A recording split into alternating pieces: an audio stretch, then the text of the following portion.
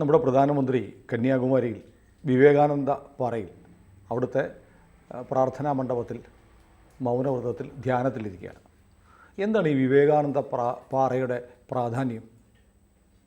അത് എല്ലാവർക്കും അറിയാവുന്ന കാര്യമില്ല. സ്വാമി വിവേകാനന്ദൻ അവിടെ ധ്യാനം ഇരുന്നിരുന്നു എത്രയോ വർഷങ്ങൾക്ക് മുമ്പ്. പുരാണത്തിൽ കേട്ടിട്ടുണ്ട് സീതാദേവി ഒറ്റക്കാലിൽ തപസ് ചെയ്ത സ്ഥലമാണെന്ന്. പാർവതിയാണ്. സോറി, പാർവതി എൻ്റെ പക്ഷമാണ്. ആ പാർവതിയുടെ പാദം പതിഞ്ഞ പാറ, ശ്രീപാദപ്പാറ എന്നുള്ള പേരിൽ ഇപ്പോഴും പ്രിസർവ് ചെയ്തിട്ടുണ്ട്. ഗ്ലാസ്സൊക്കെ ഇട്ട് നമുക്ക് കാണാം. അപ്പോൾ അതിലേക്ക് ഈ ഇന്ത്യൻ സ്വഭാവം കാണിക്ക് അർപ്പി, കാശെറിയും, കോയിൻസ് എറിയും. എറിയരുതെന്ന് അവിടെ എഴുതി വെച്ചിട്ടുണ്ട്. എന്നാലും കുറച്ച് പേരൊക്കെ എറിയും. അതിന് പാദത്തിന് ചെറിയൊരു മാലയൊക്കെ ഇട്ട് പിന്നെ ഈ ടഫൻ ഗ്ലാസ് ഇട്ട് മൂടിയൊക്കെ സംരക്ഷിച്ചിരിക്കുകയാണ് അത്. പക്ഷേ ആ ശ്രീപാദ പാറയേക്കാൾ പ്രധാനം ഈ സ്വാമി വിവേകാനന്ദൻ ധ്യാനമിരുന്ന പാറയാണ്. ഇത് രണ്ടും അഡ്ജസ്റ്റൻ്റാണ്.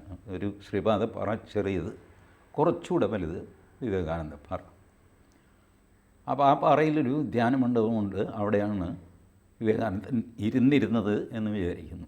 അഥവാ ഇരുന്ന സ്ഥലത്താണ് ധ്യാനമണ്ഡപം ഉണ്ടാക്കിയിരിക്കുന്നത്. അവിടെ ആർക്കും ധ്യാനിക്കാൻ കേട്ടോ. നമ്മൾ പോയാൽ നമുക്കും ഇരിക്കാൻ വളരെ സൈലൻ്റായിട്ടുള്ള ഒരു പ്ലേസ്.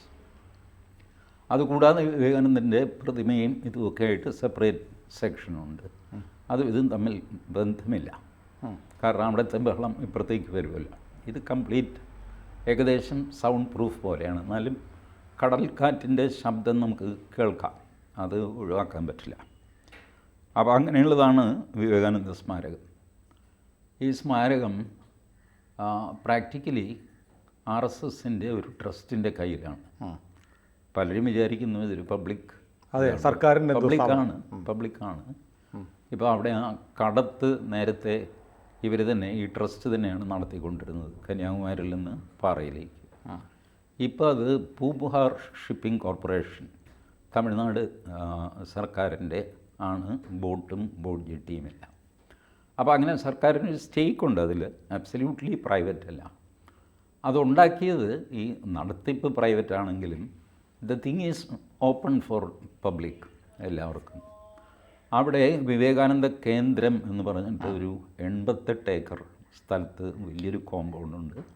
അവിടെ താമസ സൗകര്യമുണ്ട് വളരെ കുറഞ്ഞ ചിലവിൽ.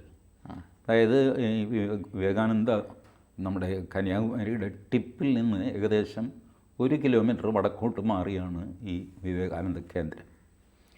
അപ്പോൾ അവിടെ നിന്ന് ഫ്രീ ബസ്സുമുണ്ട്. ഇടയ്ക്കിടയ്ക്ക് ഇങ്ങനെ ബസ്സുകൾ വന്നും പോയി ഇരിക്കുക. അതിൽ ഫ്രീ ആയിട്ട് ടിക്കറ്റും വേണ്ട, ഒന്നും വേണ്ട, ചുമ്മാ ബസ് പുറപ്പെടുമ്പോൾ കയറിയിരിക്കുക. അവർ ഈ കന്യാകുമാരിയിൽ കൊണ്ടുവന്ന് വിടും. അതും കന്യാകുമാരി തന്നെയാണ്. ഈ വിവേകാനന്ദ കേന്ദ്രവും കന്യാകുമാരി 1 കിലോമീറ്റർ വടക്കോട്ട് മാറി എന്നേ ഉള്ളൂ. നമ്മുടെ നാഗർകോവിൽ ദിശയിലേക്ക് വരുന്ന മെയിൻ റോഡിൻ്റെ സൈഡിൽ തന്നെ.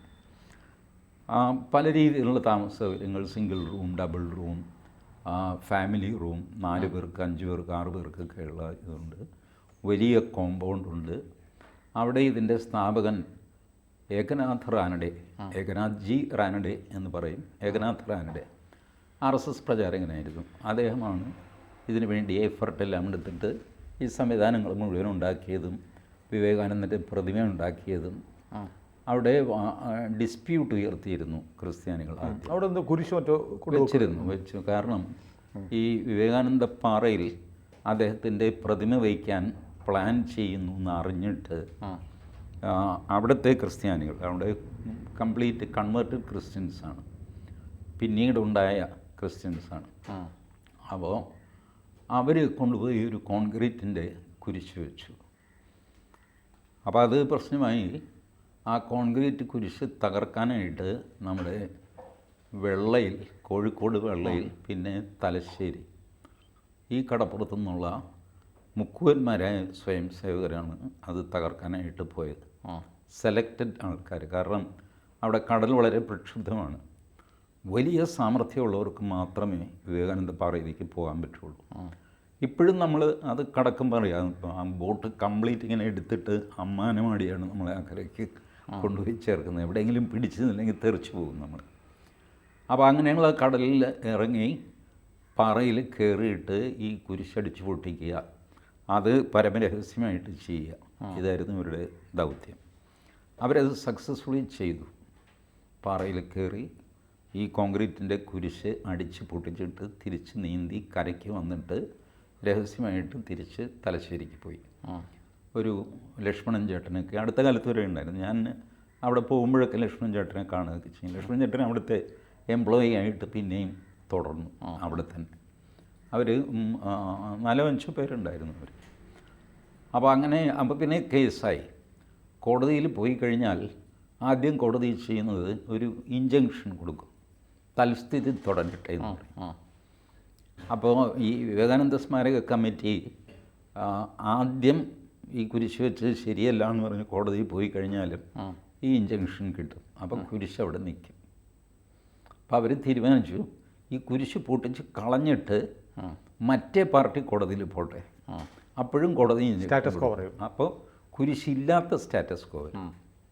അങ്ങനെ കുരിശില്ലാത്ത സ്റ്റാറ്റസ് കോ. അപ്പോൾ അന്ന് തമിഴ്നാട് സർക്കാരിന് ഇതിന് യാതൊരു യോജിപ്പുമില്ല. ഭക്തവത്സലം ആയിരുന്നു ആദ്യം മുഖ്യമന്ത്രി, കോൺഗ്രസ്സുകാരനാണ്.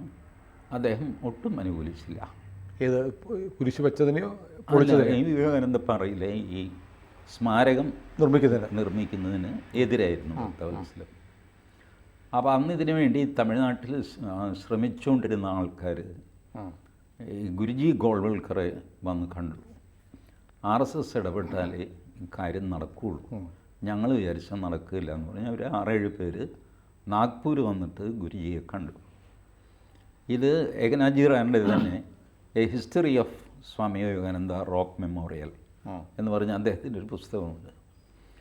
അതിൽ ഏകനാഥജി എഴുതുന്നു, പലരും എന്നെ പുകഴ്ത്തുന്നു, RSSലെ ഏറ്റവും മിടുക്കനായ, എല്ലാവരെയും മാനേജ് ചെയ്ത് കാര്യങ്ങൾ സാധിച്ചെടുക്കാൻ കെൽപ്പുള്ള ഒരാളായിരുന്നു ഞാൻ. അതുകൊണ്ട് ആ ഗുരുജി എന്നെ ഇതിന് നിയോഗിച്ചു എന്നൊക്കെ പരക്കെ ആൾക്കാർ പ്രസംഗിക്കുകയും എഴുതുകയൊക്കെ ചെയ്യുന്നു. ഇതൊന്നും സത്യമല്ല. അന്ന് സംഭവിച്ചത് മറ്റ് RSS പ്രചാരകന്മാർക്കെല്ലാം ഡ്യൂട്ടി കൊടുത്തു. ഏകനാഥ്ജിക്ക് കൊടുക്കാനൊരു ഡ്യൂട്ടിയില്ല. ഏകനാഥ്ജി വാസ് എ ബിഗ് ഫിഗർ കേട്ടോ, ചില്ലറക്കാരനൊന്നുമല്ല. എന്താ പക്ഷേ ജോലി ഏൽപ്പിക്കുക എന്ന് ഗുരുജി ഇങ്ങനെ ആലോചിച്ചുകൊണ്ട് അവർ 2 ദിവസമായി, ബാക്കിയുള്ളവരൊക്കെ അവരവരുടെ അസൈൻ ചെയ്ത് ഡ്യൂട്ടിയൊക്കെ ആയിട്ട് പോയി കഴിഞ്ഞു. ഏകനാഥ്ജി ഇങ്ങനെ ആ തിണ്ണയിൽ ഇങ്ങനെ അങ്ങോട്ടും ഇങ്ങോട്ടും നടക്കുന്നു, പണിയൊന്നും കിട്ടിയിട്ടില്ല. ഇപ്പോൾ പണി കിട്ടുമെന്ന് ചോദിച്ച് നടക്കുകയാണ്. അപ്പോഴാണ് ഈ തമിഴ്നാട്ടിൽ നിന്നുള്ള ആൾക്കാർ വന്ന് ഈ വിവരം പറയുന്നത്. പറഞ്ഞപ്പോൾ അതൊരു നല്ല ആശയമാണെന്ന് ഗുരുജിക്ക് തോന്നി. അപ്പോഴാണ് ഇദ്ദേഹം ജനലിന് പുറത്തുകൂടെ ഇങ്ങനെ നടന്നു പോകുന്നു. ഏയ് ഏകനാഥ്ജി ഇവിടെ വാ, എന്താണോ അതെ ഇവരുമായിട്ടൊന്ന് സംസാരിക്കണം, ഇവരൊരു നല്ല കാര്യമായിട്ടാണ് വന്നിരിക്കുന്നത്, അതെന്താണെന്ന് വെച്ചാൽ ചെയ്തു കൊടുക്കണം. അങ്ങനെ ഏകനാഥ്ജി കാര്യങ്ങൾ മനസ്സിലാക്കി ഗുരുജിയെ ബ്രീഫ് ചെയ്തു, ഇന്ന മാതിരിയാണ്. അപ്പോൾ എന്നാലും ശരി ഇറങ്ങിക്കോ എന്ന് പറഞ്ഞ് ഇറങ്ങി. പണി കിട്ടി. അപ്പോൾ ഏകനാഥ്ജി പറഞ്ഞു, അതുകൊണ്ട് ഞാൻ മിടുക്കനായതുകൊണ്ടോ എൻ്റെ സംഘടനാ സാമർഥ്യം കൊണ്ടോ ഒന്നും ചെയ്തതല്ല, എനിക്ക് ജോലിയില്ലായിരുന്നു, അതുകൊണ്ട് ഈ ജോലി അദ്ദേഹം തുറന്ന് തന്നെ എഴുതി. ഇത്രയും വിനയാന്വിതനായ ഒരു മനുഷ്യനെ കാണാൻ പ്രയാസമാണ്. ഇത്ര വലിയ പേരെടുത്ത് കഴിഞ്ഞിട്ട് ഇത് ഇങ്ങനെയാണ് സംഭവം. ഇതിൻ്റെ യഥാർത്ഥ സംഭവം ഞാൻ മിടുക്കനായതുകൊണ്ടല്ല, മറ്റാരും ഉണ്ടായിരുന്നില്ല, ഞാൻ തൊഴിലില്ലാതെ നിൽക്കുകയായിരുന്നു. അങ്ങനെ എനിക്കൊരു തൊഴിൽ തന്നതാണ്. തന്ന സ്ഥിതിക്ക് ഞാനത് ആത്മാർത്ഥമായിട്ട് സ്റ്റാർട്ട് ചെയ്തു. അപ്പോൾ ആദ്യം വേണ്ടത് ഇതിന് പൈസ വേണം. പൈസയ്ക്ക് വേണ്ടി RSS തന്നെ നിർദ്ദേശമൊക്കെ കൊടുത്തു, വിവേകാനന്ദ സ്മാരകത്തിന് വേണ്ടി പണം പിരിക്കണം എന്നൊക്കെ പറഞ്ഞ്. എൻ്റെ ചെറുപ്പത്തിൽ എൻ്റെ അച്ഛനൊക്കെ അതിന് ഇറങ്ങി നടക്കുമായിരുന്നു. 1 രൂപയൊക്കെയാണ് മാക്സിമം എൻ്റെ അച്ഛന് കിട്ടിക്കൊണ്ടിരുന്നത്. 10 പൈസ മുതൽ 1 രൂപ വരെ ആണ് എൻ്റെ അച്ഛൻ കളക്ട് ചെയ്തുകൊണ്ടിരുന്നത്. ദിവസവും ഇറങ്ങും ഇതിന് വേണ്ടിയിട്ട്. രാവിലെ വീട്ടിലെ പണിയൊക്കെ കഴിഞ്ഞാൽ ഇതിന് വേണ്ടി ഇറങ്ങും. അപ്പോൾ പക്ഷേ ഇതുകൊണ്ടൊന്നും കാര്യം നടക്കില്ല. സർക്കാരുകൾ സഹായിക്കണം, അതിന് രാഷ്ട്രീയക്കാരുടെ സഹായം വേണം. അന്ന് കോൺഗ്രസ്സാണ് ഭരണം, ജനസംഘത്തിന് കാര്യമായ സ്വാധീനമൊന്നും എങ്ങുമില്ല. ജനസംഘക്കാർ വിചാരിച്ചാൽ എന്ത് സംഭവിക്കാനാണ്? അപ്പോൾ കോൺഗ്രസ്സുകാർ തന്നെ വിചാരിക്കണം. കോൺഗ്രസ്സിലും ഈ ഒരു അവസ്ഥയുണ്ട്. വിവേകാനന്ദൻ എന്നൊക്കെ പറഞ്ഞു കഴിഞ്ഞാൽ ഒരു ഹിന്ദു സിമ്പലാണ്, അത് ശരിയാവില്ല. അത് നമുക്ക് വേണ്ട. ഇങ്ങനെയുള്ളവരുണ്ട്. ഇപ്പോൾ ഒടുവിൽ ഏകനാഥ്ജി ലാൽ ബഹദൂർ ശാസ്ത്രിയെ ചെന്ന് കണ്ടു. ശാസ്ത്രിജി പറഞ്ഞു, ഏകനാഥ്ജി, ഞാനൊരു കാര്യം ചെയ്യാം, നിങ്ങളൊരു നിവേദനം തയ്യാറാക്കുക ഇതിനെ അനുകൂലിച്ച്. അതിൽ ആദ്യത്തെ ഒപ്പ് ഞാനിടാം. ഞാൻ ഒപ്പിട്ട് കഴിഞ്ഞാൽ ഒരുപാട് കോൺഗ്രസ്സുകാർ താഴെ ചുമ്മാ അങ്ങ് ഒപ്പിടും. ശാസ്ത്രിയുടെ ഒരു സ്റ്റേച്ചറുണ്ടല്ലോ, നിസ്സാരക്കാരനാണ്. ശാസ്ത്രി ഒപ്പിട്ട് പിന്നെ ഇങ്ങനെ ചറവറ ഒപ്പുകൾ വീഴും. പിന്നെ ബാക്കിയുള്ളവരും ഒക്കെ അങ്ങ് ഒപ്പിട്ടോളും. അത് കൊള്ളാം എന്ന് പറഞ്ഞിട്ട് അങ്ങനെ ചെയ്ത് ഒരുപാട് എം പിമാരുടെ ഒപ്പൊക്കെ വാങ്ങി. അപ്പോഴത്തേക്ക് സംഭവം സീരിയസ് ആയി. ഓരോ സംസ്ഥാനമായിട്ട് പലവിധ തുകകൾ കൊടുത്തു. അപ്പോൾ ആദ്യം മുടക്കിയത് ജ്യോതിബാസുവാണ്. ജ്യോതിബാസു പറ്റില്ല എന്ന് പറഞ്ഞു, എനിക്കിതിനോട് യോജിപ്പില്ല, ഞാൻ ചെയ്യില്ല. പക്ഷേ ബംഗാളിലെ വിവേകാനന്ദ റോക്ക് മെമ്മോറിയൽ കമ്മിറ്റി ഓരോ സംസ്ഥാനങ്ങളിലുമുണ്ട്. ആ കമ്മിറ്റിയുടെ ചെയർമാനായിട്ട് ജ്യോതിബാസുവിൻ്റെ ഭാര്യ ഇരുന്നു. അത് ജ്യോതിബാസുവിന് ആദ്യത്തെ ഷോക്കായിരുന്നു. What nonsense. അവർ പറഞ്ഞു, നത്തിങ് ഡൂയിങ്, നിങ്ങൾക്ക് നിങ്ങളുടെ രാഷ്ട്രീയം ഉണ്ടാകാം, സ്വാമി വിവേകാനന്ദൻ്റെ കാര്യത്തിൽ ഈ രാഷ്ട്രീയമൊന്നും എടുക്കരുത്. നിങ്ങളെടുത്തു, ശരി ആയിക്കോട്ടെ, ഞാനിതിൻ്റെ ചെയർമാനായിട്ട് ഞാൻ മുൻകൈ എടുത്ത് ഞാൻ പൈസ പിടിച്ച് അവർക്ക് കൊടുക്കും. അപ്പോൾ ജ്യോതിബാസു എന്ത് ചെയ്യാനാണ്, ശരി വേറെ ഒന്നും ചെയ്യാനൊന്നുമില്ല, അങ്ങനെ ചെയ്തു. പിന്നെ അടുത്ത കണക്ക് EMSൻ്റെ ആയിരുന്നു. EMS പറഞ്ഞു, ചില്ലി പൈസ ഞാൻ തരില്ല. സ്വാമി വിവേകാനന്ദനൊക്കെ ഈ നവോത്ഥാനത്തിൻ്റെ വികൃത രൂപം എന്നാണ് EMSൻ്റെ വിലയിരുത്തൽ. അത് EMSൻ്റെ ഒരു പുസ്തകത്തിൽ ഈ 4 പേരെ വികൃത രൂപങ്ങൾ എന്നാണ് വിളിച്ചിരിക്കുന്നത്. നാരായണ ഗുരു, ദയാനന്ദ സരസ്വതി, വിവേകാനന്ദൻ, രാമകൃഷ്ണ പരമഹംസൻ, 4 പേരെ. അവരുടെ ഫോട്ടോയൊക്കെ വെച്ചിട്ടുണ്ട് ഇദ്ദേഹത്തിൻ്റെ EMSൻ്റെ ബുക്കിൽ. അതാണ് EMSൻ്റെ നിലപാട്. ഇന്നിപ്പോൾ അത് ആ പുസ്തകം തന്നെ ഒരു വിഡ്രോ ചെയ്തു, എൻ്റെ ഇരിപ്പുണ്ട്, കോപ്പിയൊക്കെ ഇരിപ്പുണ്ട്. അപ്പോൾ അങ്ങനെ EMSും മുടക്കി. പക്ഷേ കാര്യം മുന്നോട്ട് പോയി. ഇപ്പോൾ അവിടെ എഴുതി വെച്ചതിൽ വെസ്റ്റ് ബംഗാൾ ഗവൺമെൻറ്റിൻ്റെ സംഭാവനയുണ്ട്, കേരള ഗവൺമെൻറ് സംഭാവനയുണ്ട്. പിന്നീട് എപ്പോൾ അത് മാറ്റി എപ്പോൾ സംഭാവന കൊടുത്തതെന്ന് എനിക്കറിയില്ല. ഗവൺമെൻറ് ഓഫ് കേരള 1,00,000 രൂപ കൊടുത്തതായിട്ടാണ് അവിടെ എഴുതിയിരിക്കുന്നത്. ബട്ട് EMS അന്ന് ഇദ്ദേഹത്തിൻ്റെ ആപ്ലിക്കേഷൻ്റെ ഫൈനിൽ നത്തിങ് ഷുഡ് ബി പെയ്ഡ് എന്ന് മാർക്ക് ചെയ്താണ് കൊടുത്തത്. സബ്സീക്വൻ്റ്ലി എപ്പോഴോ EMS സർക്കാരാവണമെന്നില്ല, പിന്നെയുള്ള ഏതെങ്കിലും സർക്കാരായിരിക്കാം, ഏതായാലും കൊടുത്തിട്ടുണ്ട്. അതവിടെ എഴുതി വെച്ചിട്ടുണ്ട് ഓരോ സർക്കാരിൻ്റെയും സംഭാവനകൾ. 1,00,000 10,00,000 ഒക്കെ ഉള്ളൂ. പക്ഷേ അന്നത് വലിയ തുകയായിരുന്നില്ല. 60കളിൽ അത് വലിയ തുകയാണ്. വലിയ ചിന്തിക്കാൻ പറ്റും. അപ്പോൾ അങ്ങനെയാണ് വിവേകാനന്ദപ്പാറയിൽ ഈ സ്മാരകം വരികയും ഈ 88 ഏക്കർ സ്ഥലം വാങ്ങിച്ച് അതിന് കോമ്പൗണ്ടൊക്കെ ഉണ്ടാക്കി ഈ സൗകര്യങ്ങളൊക്കെ ഉണ്ടാക്കി ഇപ്പോൾ നടക്കുകയും ചെയ്യും. വിവേകാനന്ദ കേന്ദ്രത്തിൻ്റെ പ്രസിഡൻറ്റ് ജീവിച്ചിരുന്നപ്പോൾ P. പരമേശ്വരനായിരുന്നു, പരമേശ്വർജി. അദ്ദേഹത്തിന് ശേഷം പിന്നെ ഡോക്ടർ M. ലക്ഷ്മികുമാരി അതിൻ്റെ പ്രസിഡൻ്റായി. ഇപ്പോൾ എനിക്ക് തോന്നുന്നു ബാലകൃഷ്ണൻ ചേട്ടൻ എന്ന് ഞങ്ങൾ വിളിക്കാറുള്ള ബാലകൃഷ്ണനാണ് അതിൻ്റെ ചെയർമാൻ. ഞാൻ പോയിട്ട് കുറേ കാലമായി, ഒരു 8 വർഷമെങ്കിലും ആയിട്ടുണ്ട്. അതിനിടയ്ക്ക് ഒരു തവണ പോയിരുന്നു, പക്ഷെ അവിടെ ഒന്നും കയറിയില്ല. ഞാൻ രാമേശ്വരത്ത് പോകുന്ന വഴി നാഗർകോവിലിൽ ചെന്നിറങ്ങി സമയമുണ്ടല്ലോ എന്ന് വിചാരിച്ചിട്ട് ചുമ്മാ ഒന്ന് കന്യാകുമാരി ചുറ്റിയിട്ട് വന്നതാണ്. ഇവിടെ ആരെയും കാണാനോ പിടിക്കാനോ ഒന്നും പോയില്ല, പാറയിലും പോയില്ല. That was not time. That was my recent visit. അപ്പോൾ ഇതാണ് ബ്രീഫ്ലി ഇതിൻ്റെ ചരിത്രം. അപ്പോൾ പണ്ട് ഒരു നരേന്ദ്രൻ ധ്യാനമിരുന്ന സ്ഥലത്ത് ഇന്ന് വേറൊരു നരേന്ദ്രൻ ധ്യാനമിരിക്കുന്നു. പണ്ട് നരേന്ദ്രൻ ധ്യാനമിരുന്നപ്പോൾ കണ്ണ് നിറഞ്ഞിരുന്നു, സങ്കടത്തിൻ്റെ കണ്ണുനീർ. ഇന്ന് നരേന്ദ്രൻ ധ്യാനമിരിക്കുമ്പോൾ ഒരുപക്ഷെ സന്തോഷത്തിൻ്റെ അശ്രുവായിരിക്കും എന്ന് ഞാൻ കരുതുന്നു. ഏതായാലും ചരിത്രം ഒരിക്കൽ കൂടി ആവർത്തിക്കുകയാണ് വിവേകാനന്ദ പാറയിൽ.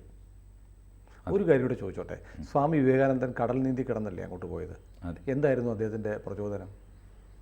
അദ്ദേഹത്തിൻ്റെ പ്രചോദനം ഭാരതം, ഈ ഭാരതീയ സംസ്കാരം. ഇത് വിവേകാനന്ദന് വലിയൊരു വികാരമായിരുന്നു. അമേരിക്കയിൽ നിന്ന് തിരിച്ച് കപ്പലിൽ മുംബൈയിൽ വന്നിറങ്ങിയ സ്വാമി വിവേകാനന്ദൻ ആദ്യം ചെയ്തത് മണ്ണിൽ കിടന്നുരുളുകയാണ്.